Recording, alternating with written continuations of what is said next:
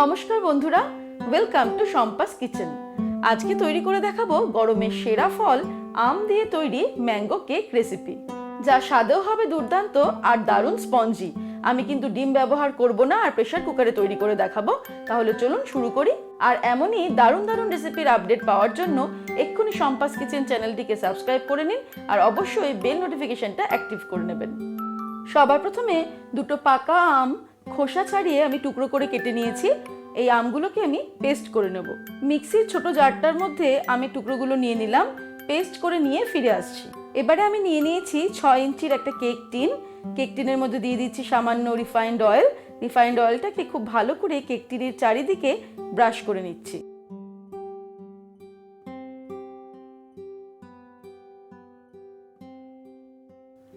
এবারে এর মধ্যে নিয়ে নিচ্ছি সামান্য ময়দা। ময়দাটাকে কেক টিনের চারিদিকে আমি খুব ভালো করে ছড়িয়ে লাগিয়ে নেব। আপনাদের বাড়িতে যদি বাটার পেপার থাকে তাহলে সেক্ষেত্রে বাটার পেপারও আপনারা ব্যবহার করতে পারেন। কেক টিনের চারিদিকে ময়দাটা খুব ভালো করে ডাস্ট করে নিয়েছি। এবারে চলে যাব পরের স্টেপে। এবারে একটা বোল নিয়ে তার উপরে নিয়ে নিয়েছি ছাঁকনি। এর মধ্যে নিয়ে নিচ্ছি 1 কাপ পরিমাণ ময়দা, দিয়ে দিচ্ছি 1 টিস্পুন পরিমাণে বেকিং পাউডার আর 1/2 টিস্পুন বেকিং সোডা দিয়ে দিলাম। এবারে কেকের শুকনো ইনগ্রেডিয়েন্টস গুলো আমি চেলে নিচ্ছি, এর ফলে এগুলো মিশেও যাবে।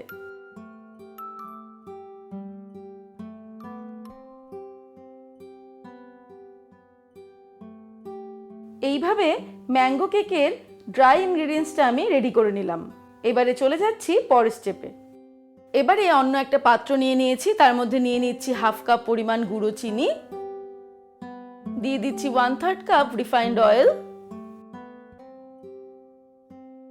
আর দিয়ে দিচ্ছি 1/2 কাপ পরিমাণে পেস্ট করা আমের পাল্প।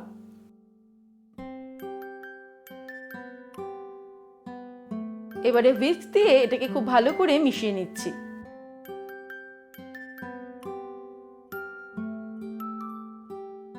ভালো করে মিশিয়ে নিয়েছি। এবারে আমি এর মধ্যে ড্রাই ইনগ্রেডিয়েন্টসটা অ্যাড করে দেব।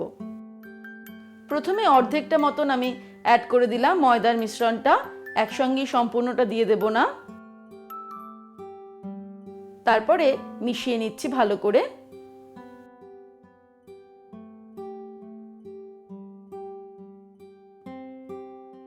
একইভাবে বাকিটুকুও এর মধ্যে দিয়ে দিলাম, তারপর আবারও ভালো করে মিশিয়ে নেব।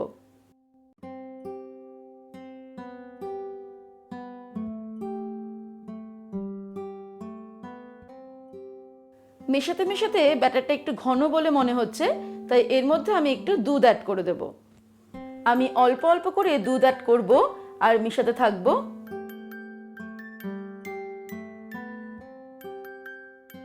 মোট 1/4 কাপ দুধ অ্যাড করে আমি কেকের ব্যাটারটা তৈরি করে নিয়েছি। এবারে চলে যাচ্ছি পরের স্টেপে। এবারে আগে থেকে রেডি করে রাখা কেক টিনের মধ্যে আমি ব্যাটারটাকে ঢেলে দিচ্ছি আর আপনারা নিশ্চয়ই বুঝতে পারছেন যে কেক ব্যাটারের ঘনত্বটা কেমন হবে।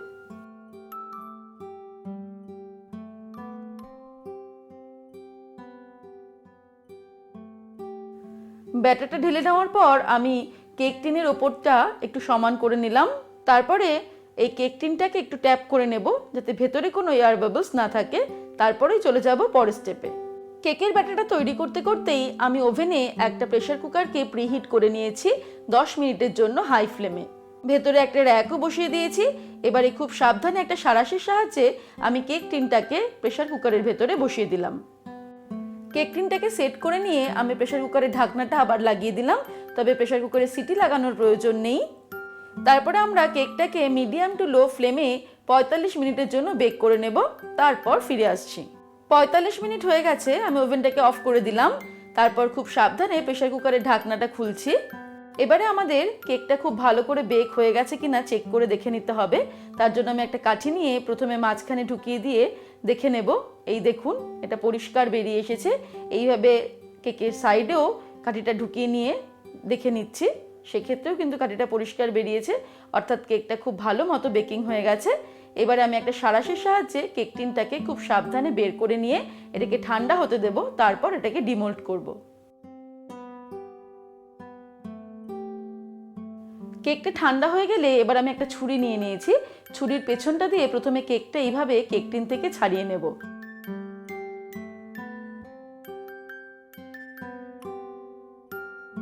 এবারে আমি একটা প্লেট নিয়ে নিয়েছি, এটা কেকের ওপরে বসিয়ে এইভাবে উল্টে দেব। এইভাবে এর ওপর দিয়ে ট্যাপ করলেই কেকটা খুব সুন্দরভাবে বেরিয়ে আসবে। তারপরে আর একটা প্লেট নিয়ে আমি এর ওপর বসিয়ে আবার এটাকে উল্টে দিলেই আমাদের কেকটা খুব সুন্দরভাবে সার্ভ করা হয়ে যাবে। এই দেখুন, এটা কিন্তু খুব সুন্দর সফট একটা কেক তৈরি হয়েছে। তাহলে আমাদের আজকের রেসিপি ম্যাঙ্গো কেক কিন্তু তৈরি হয়ে গেছে। এটা দেখতেই পাচ্ছেন দারুণ স্পঞ্জি হয়েছে কেকটা, আর খেতেও দুর্দান্ত স্বাদের। এবারে খুব সহজেই বাড়িতে ম্যাঙ্গো কেক তৈরি করে ফেলুন এবং আমাকে জানাতে ভুলবেন না আপনাদের রেসিপিটা কেমন লাগলো। ভালো থাকবেন, সুস্থ থাকবেন। আমি আবার হাজির হব নতুন নতুন রেসিপির সঙ্গে। নমস্কার।